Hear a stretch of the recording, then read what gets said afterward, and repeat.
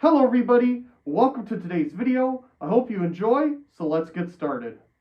Was at Walmart the other day and they were clearancing off a whole bunch of different light bulbs and light fixtures and all kinds of stuff. Was really marked down.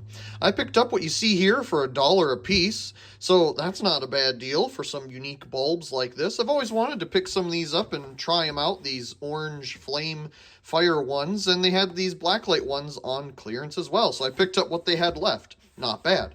They also had some LED wall pack fixtures for $8 compared to the 40 something they usually are, but I just don't have a use for that. I love my high intensity discharge, but it was a good deal if you're looking for something like that. There was a bunch of other great value brand bulbs on clearance, battery backup, motion sensor, some little specialty bulbs that I already have a bunch of, but really cool stuff. So I picked up some neat items here, and I'm interested to try these out. Of course, there will be a video of these on the main channel, but the one thing to note here is that they used an interesting design for the LEDs inside, with many of their other offerings from the great value brand being filament LED. So this is one of their last offerings that was designed like this. Now, they do have a white version of these that has a ballast compartment up to about where my fingers are, and then the rest of it is, you know, glass or plastic or something. It doesn't look as cool as these. Not sure why they didn't do filament LED here. I'm sure it's just the supply or whatever they can get it from. Yeah, it reminds me of the old versions of these, but I kind of like the incandescent ones better. I guess it equals 25 watts. It seems a little brighter than that, but the LEDs are just kind of harsh to begin with.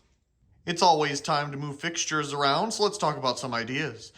This 50-watt Luma Square thing here needs to get moved. I'm thinking this area is going to turn into kind of a fluorescent area, especially with low-profile stuff.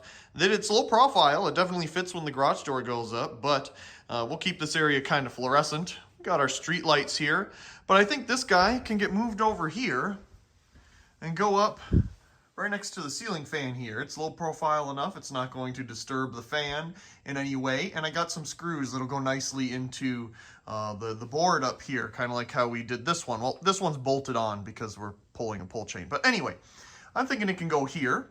Now we have some other ideas. I've always wanted to get the floodlights on display in some capacity. So if I move these extension cords somewhere and this 15-watt fluorescent desk light, maybe I can put a couple of them in a row right here. That'd be kind of nice. Get some of those up and on display as well. I would love that. So those are some of the things that I'm thinking of. We'll see what else comes up, but let's get going, I guess. Some of the floodlights have found a home. This works out really well. Right on the 2x4 here. Looks good, and all the cords come over and they hide with all the other ones here, so that looks good. We also got our Luma Square thing up here. That fit well, and the screws don't stick through the top, so that's good too. I'm real happy with this. Ended up turning out nicely. Now I just have this guy right here, the Bandit, and it needs to find a home, but as you can see, it has a different mount here. So I need to find something that's a little bit more horizontal than vertical like this is. And the Bandit fixture ended up finding a spot over here on the wall. That works out good because of its mounting. It allows it to be mounted a little bit funny, but it fits perfectly in this little tiny alcove that it sits in. Even this unique thing got a home after sitting around for a while. It's a 50-watt metal halide, like kind of porch light wall pack looking fixture. I think it's made by Hubble. I could be wrong. I don't remember. There might be a video of it on the channel. If not, I should definitely make one. It's time to turn my focus back to this lava lamp display thing. So, as everything is coming up with people coming to visit, I really want to get some of these projects all done. So, this is one of them. As you can see, I ended up acquiring another lava lamp here the other weekend at the thrift store. This one's in pretty good shape. Whenever I find them for pretty cheap, I pick them up. Why not?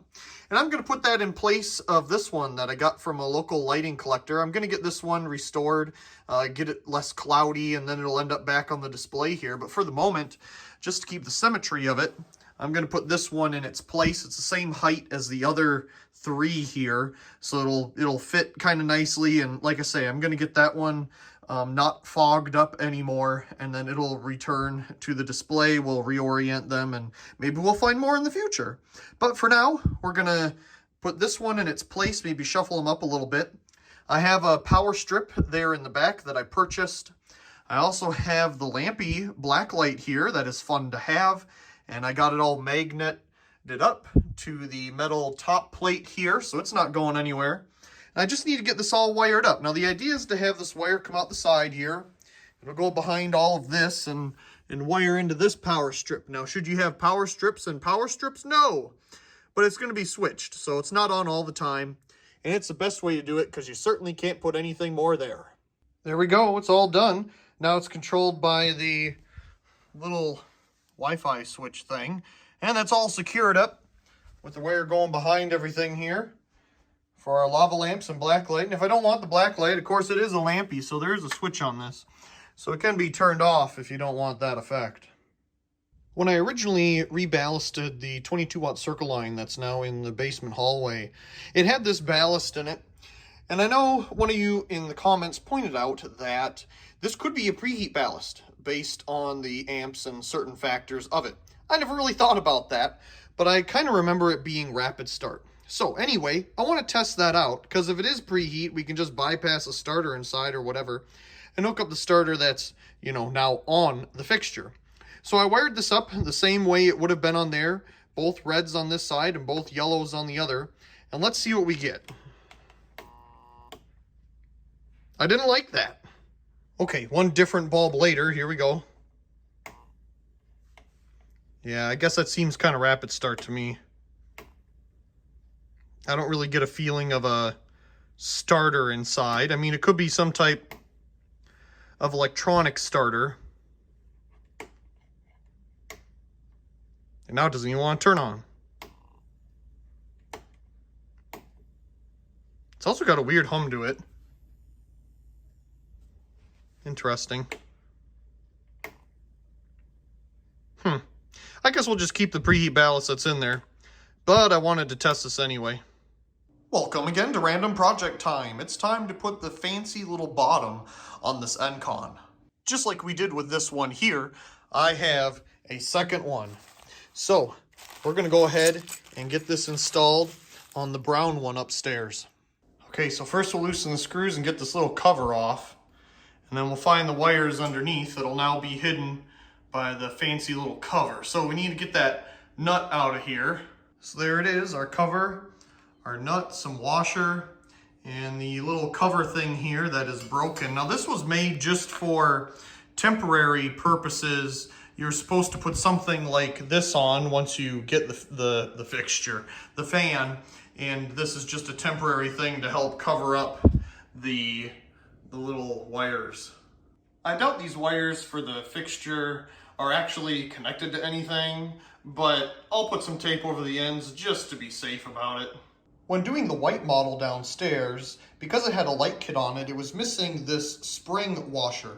They kind of show it curved here, and as you can see, indeed it is curved. It's kind of like cupped, and I believe they want the top of it to the motor and then, you know, like the bowl facing down type thing, I think is what they're going for here, especially in the photo. So that was something that was missing on the other one, but looks like it is obviously present here because we still had all the original hardware inside. Interesting, so that spring washer kind of acts as a spacer for that gap that doesn't have any threads on it. So it makes sense why it's there now. Too bad we didn't have it for the other one. Almost there. Boy, it's fun doing this on the ladder over stairs. There we go, it's all done. Now it's time to clean these blades off a little bit. They certainly don't collect as much dust as wooden blades. Being metal, there's not as much surface area there for all the dust to collect on. Looks nice. Believe it or not, this fan I've actually left running 24/7, and it does really well. I mean, it just pushes all the air down the stairs because it just, you know, down there is the HVAC, it sucks it back into the system. So it kind of brings the hot air from the upstairs down. I think it works well in the stairwell here. So I'm real happy with its performance. Had a really good find at the restore yesterday. Picked up these Philips bright white 3000K F40T12 bulbs. Wow, this was a really cool find. We can see here information about them. These are new old stock. If we open up the top here, you can see these are all brand new consumer packs. in their little, you know, twin packs that you'd find at the store.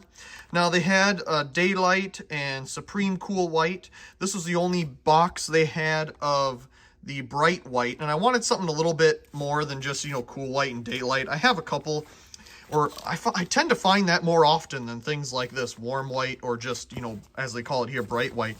Sure, they're altos, but they are full wattage, so that is a super cool find. Picked up this box for $10.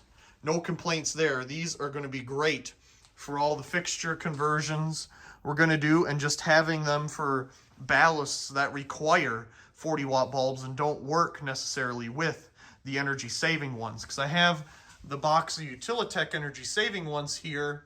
Then those are F30 T8s. Those are green. Those are F30 T12s.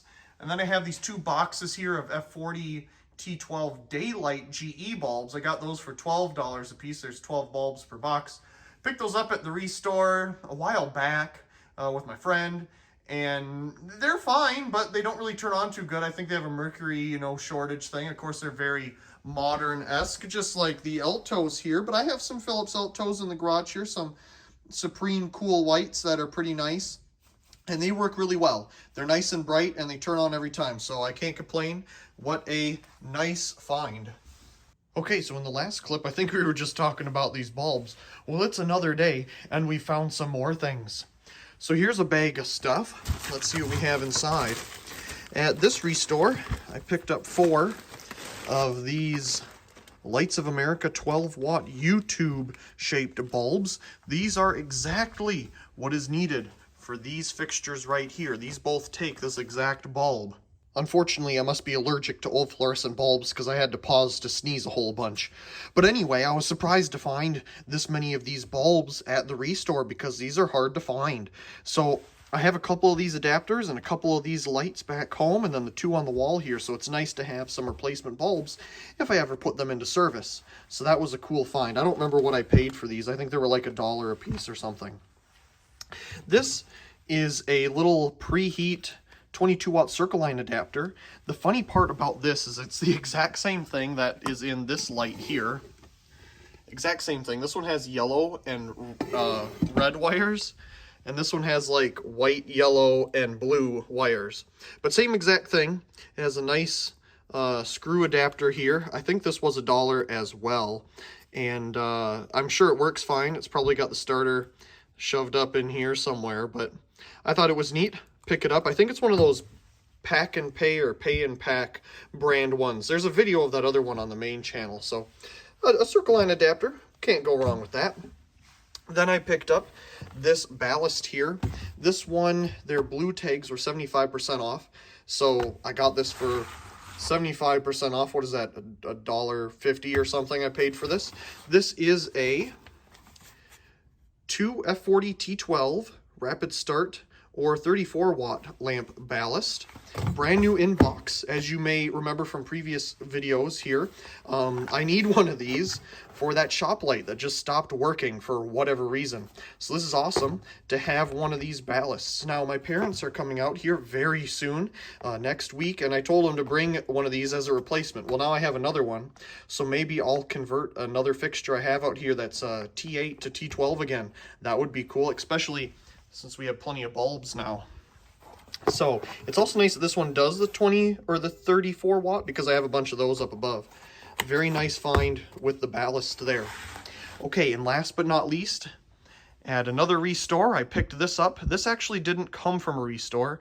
It's an architectural salvage place that has multiple locations around the greater Seattle area. I think it's called Earthwise. So this I found there. This is a very cool Nema Head.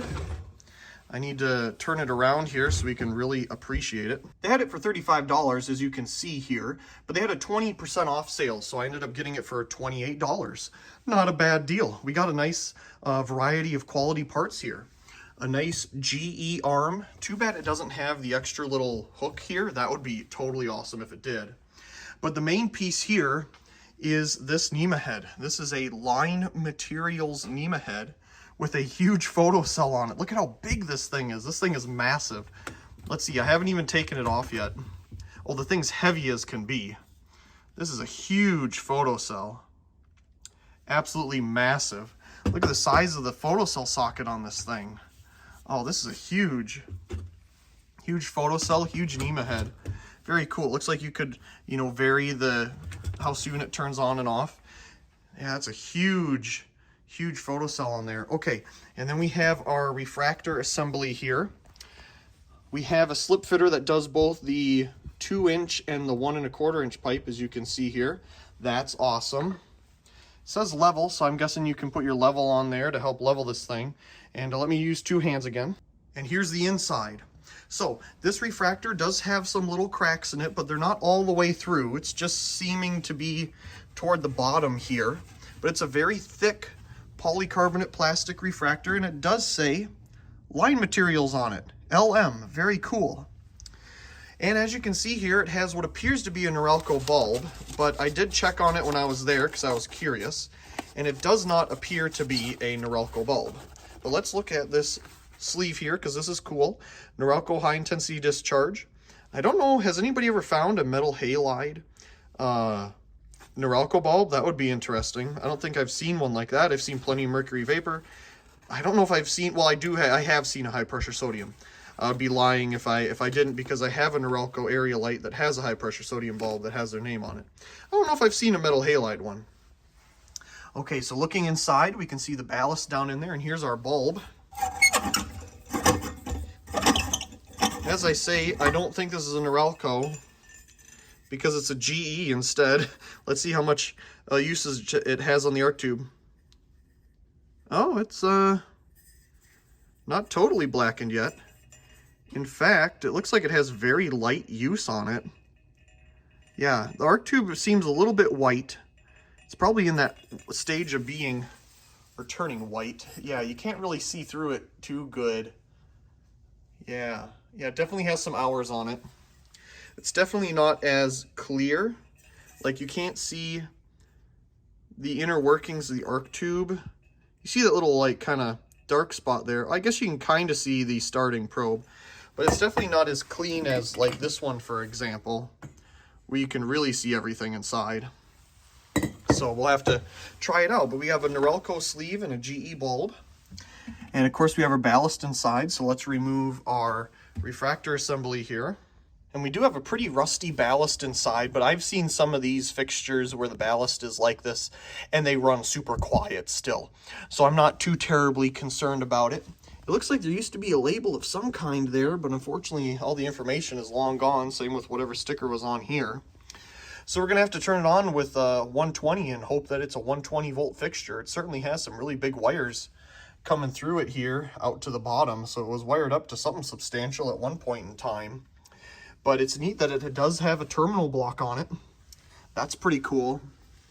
Yeah, real big open space in there. This thing is heavy too. This is quite heavy compared to some other Nema heads that I have had. The housing here feels really thick as well. So that is pretty cool. And that is the fines here. Let's see. Yeah, line materials. That's awesome.